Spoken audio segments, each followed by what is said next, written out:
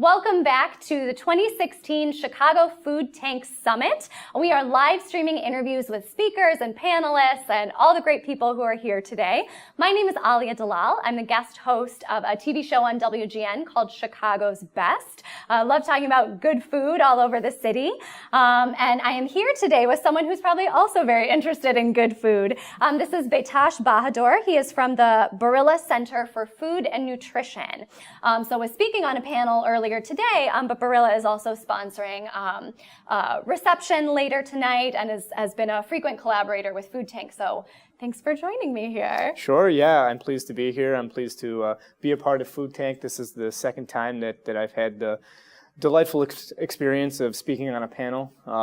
I think it's really great, so many passionate people about the same topics in the same room, and really just it's enjoyable for me to see so many people that are so engaged.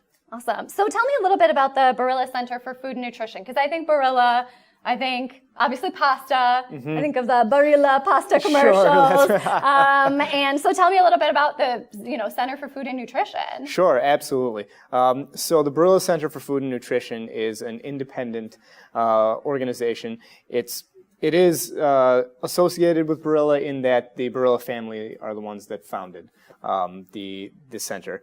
But you don't advocate for like an all pasta diet. No, that's not the nutrition plan here. Okay. In general, though, the Mediterranean diet is one that's been shown in research studies to promote healthy living and healthy outcomes, I guess you could say. But no. So the center is again, it's an independent organization. It's academically driven. One of the key tenets of it is that it takes a multidisciplinary approach. So you have stakeholders from all the different roles in the food system, and sort of the key ideas that the center was founded on are the three global food paradoxes. The first being that there are so many people in the world that are obese or overweight. I believe the figure is about 1 billion, whereas double that number, 2 billion, are food insecure or going hungry. The second food paradox is food waste.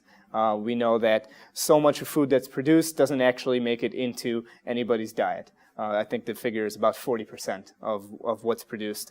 And then the third global paradox there is this interaction between the creation of grains and feed, not for people, not for human consumption, but rather for feeding animals and biofuels. So I think the figures are less than 50% of the crops that we produce in the world go to actual human consumption, whereas about 40% go to biofuels and animal feed. So these are the main topics where they have initiatives and programs and research and disseminating information around these three issues. So how does the Barilla Center approach these issues? Are you interested in education? Are you trying to change policy? Like what's the nitty-gritty of what goes on there? Sure. And who's doing what? Yeah, so it's both.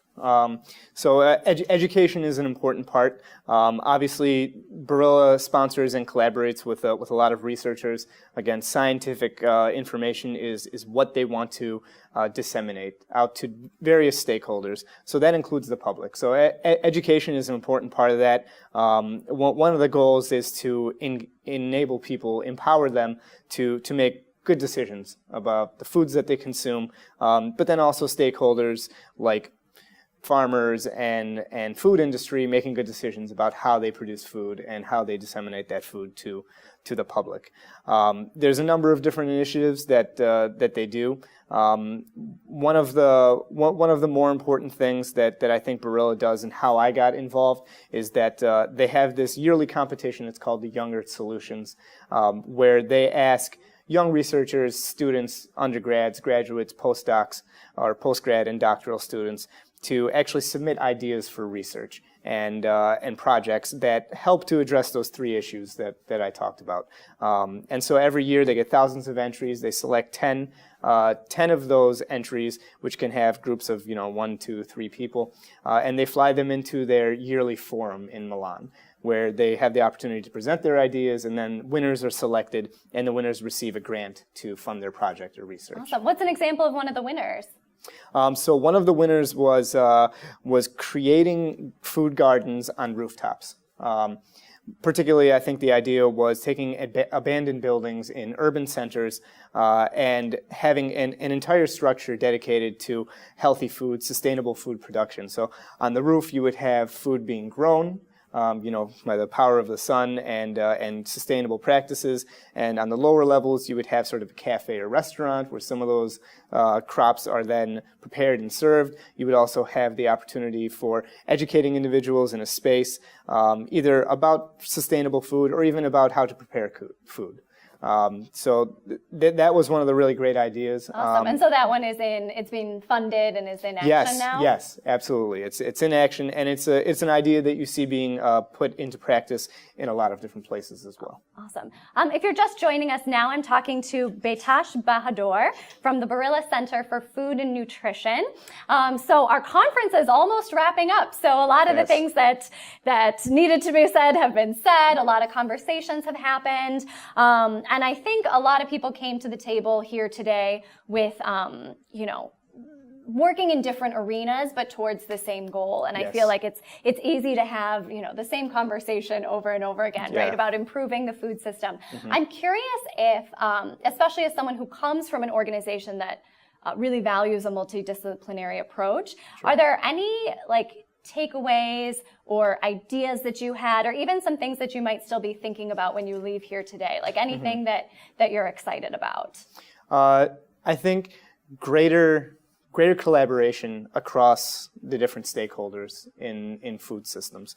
That's one thing that we've heard a lot of great successes, examples, including the stuff that BCFN is doing, where that I think it's going to continue to work. Another, again, I said it's a multidisciplinary organization. You want to make sure that the voices of all of the different individuals who have roles in the food system are heard, and that their voices are not just heard, but also it's taken in stride and applied effectively. So really, in that way, you can have approaches that are going to be sort of bought into by everybody. Awesome. Well, Behtash, thank you so much for joining me here. Sure, absolutely. Huge thanks also to the Barilla Center for sponsoring our reception tonight. I know I'm looking forward to Barilla buying me a drink later at Italy.